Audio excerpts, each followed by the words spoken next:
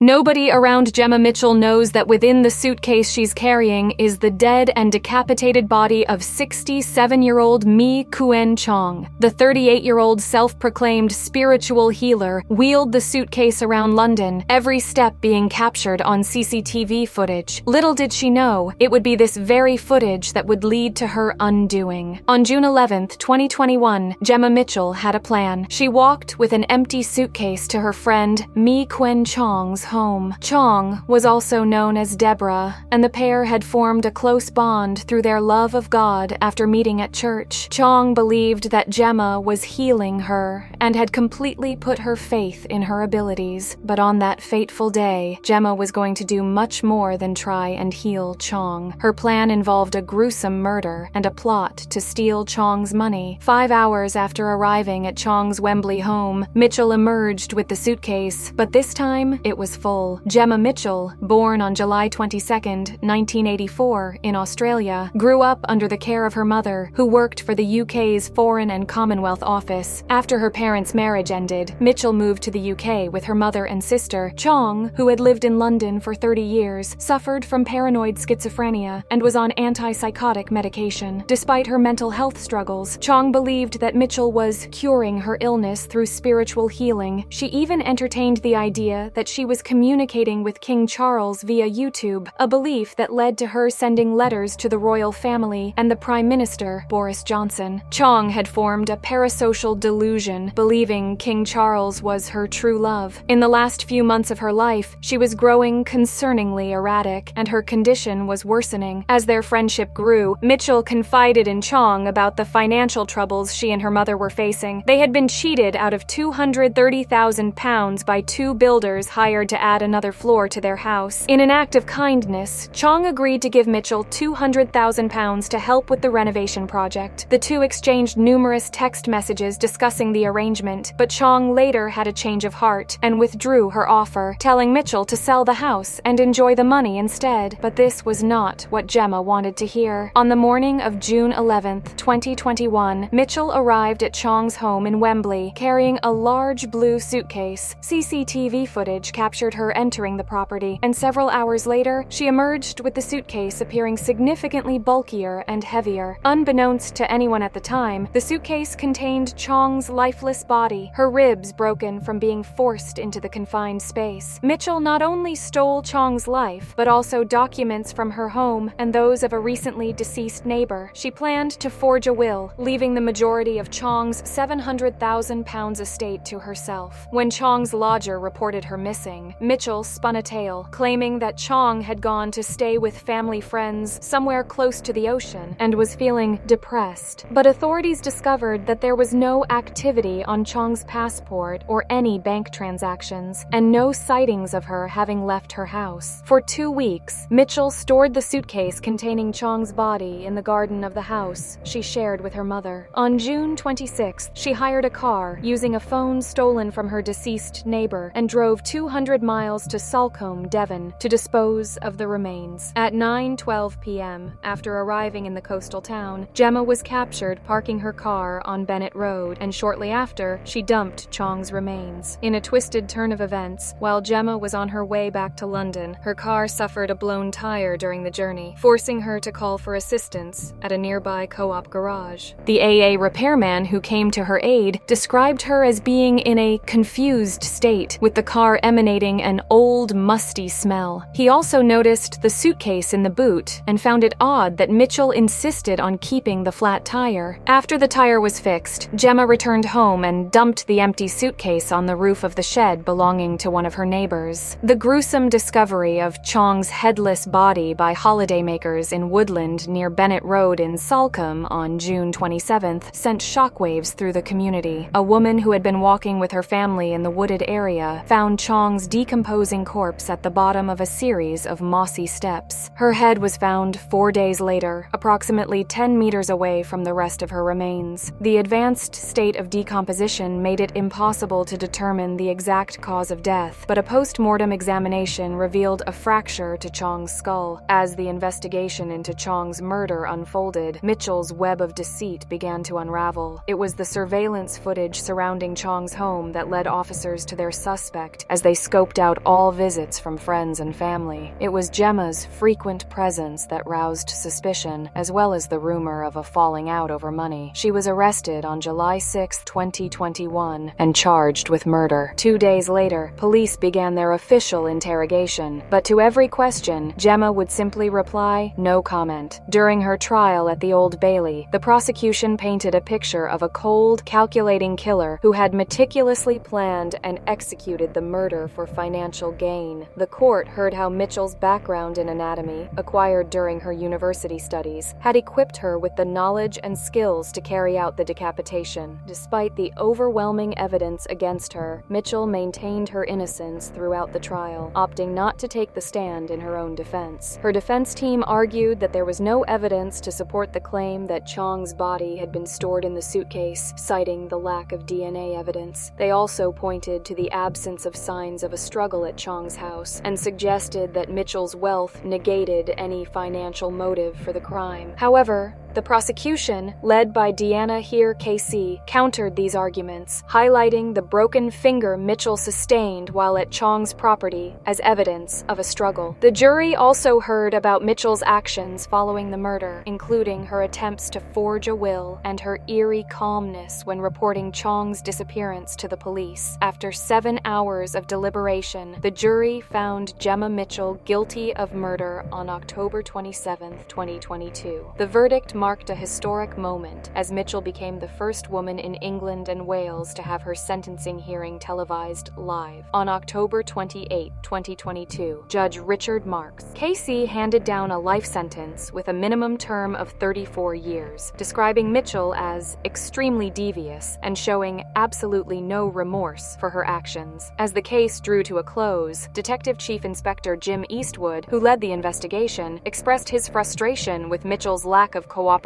and remorse. Mitchell has never accepted responsibility for Deborah's murder, so there are questions that remain unanswered, he stated. Why she kept her body for a fortnight, why she decapitated her, why she deposited her remains in Salcombe. What we do know is that these were evil acts carried out by an evil woman, and the only motive clearly was one of financial gain. The tragic and senseless murder of Mee Kuen Chong still haunts the lives of those who knew and loved her. Her sister, watching the sentencing hearing from Malaysia, shared her anguish in a victim impact statement. "We still do not understand how she died. Did she suffer? This mystery will haunt me forever." As Jemma Mitchell begins her life sentence behind bars, the public is left to grapple with the shocking reality of how a seemingly devout Christian and once respected osteopath could commit such a heinous and calculated crime. It only serves to highlight the frightening possibility that evil can lurk behind the most unsuspecting facades.